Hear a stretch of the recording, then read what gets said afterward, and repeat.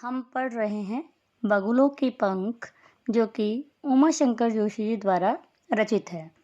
प्रस्तुत कविता में कवि उमा शंकर जोशी जी ने बगुलों के पंख कविता में खड़ी बोली में सहज अभिव्यक्ति करते हुए सौंदर्य व सौंदर्य के प्रभाव का वर्णन किया है। वे कहते हैं, नभ में पाती बंधे बगुलों के पंख, चुराए लिए जाती वे मेरी आंखें। अर्थात नभ आकाश में पांति बंधे पंक्तिबद्ध होकर के बगुलों के पंख, अर्थात कवि आकाश में छाए काले काले बादलों में कतारबद्ध उड़ते हुए बगुलों के सुंदर पंखों को देखता है। पातीबंदी से आशय है एकता। जिस प्रकार ऊंचे आकाश में बगुले पंक्ति बांधकर एक साथ चलते हैं, ठीक वैसे ही एक होकर चलने से मनुष्य को भी किसी भी बात का भय नहीं रहेगा और प्रगति पथ पर निरंतर आगे बढ़ता रहेगा।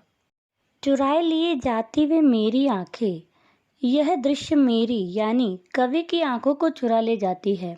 आंखें चुराना मुहावरे का यहाँ सार्थक प्रयोग हुआ है। कजरारे बादलों की छाई नभ छाया, काले काले बादलों की छाया नभ आकाश पर छाई हुई है।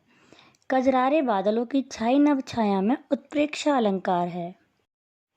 तैरती सांझ की सतेज श्वेत काया, सायंकाल चमकीली सफेद काया उन पर तैरती हुई प्रतीत होती है। अर्थात ये बगुले कजरारे बादलों के ऊपर तैरती सांझ की सफेद काया के समान लगते हैं। तैरती सांझ की सतेज श्वेत काया में कवि ने प्रकृति को मानवीय क्रियाएं करते हुए दिखाया है, अतः यहाँ मानवीकरण अलंकार है। हौले हौले जाती मुझे बांध निज माया से। हौले हौले शब्दों की आवृत्ति, अर्थ में परिवर्तन नहीं, अतः पुनरुक्ति प्रकाश अलंकार है। हौले हौले धीरे धीरे जाती मुझे बांध निज माया से, माया जादू या प्रभाव, कि यह दृश्य इतना अधिक रमणीय है कि वह कवि उसके सौंदर्य में बंधा जा रहा है। उसे कोई तनिक रोक के रखो।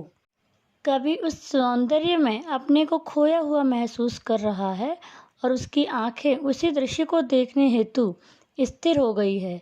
वह चाहकर भी अपनी आंखें उस सुंदर दृश्य से नहीं हटा पा रहा है।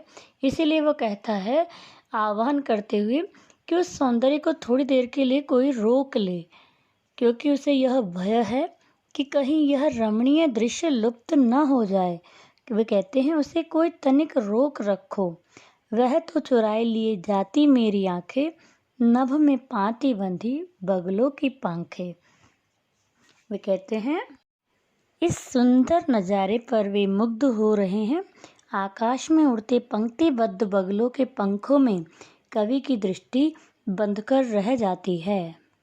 इस प्रकार यहाँ कवि आकाश में उड़ते हुए बगलों की पंक्ति को देखकर तरह तरह की कल्पनाएं करते हैं और उस सौंदर्य के मानव मन पर पड़ते प्रभाव को भी इस कविता के माध्यम से बताते हैं।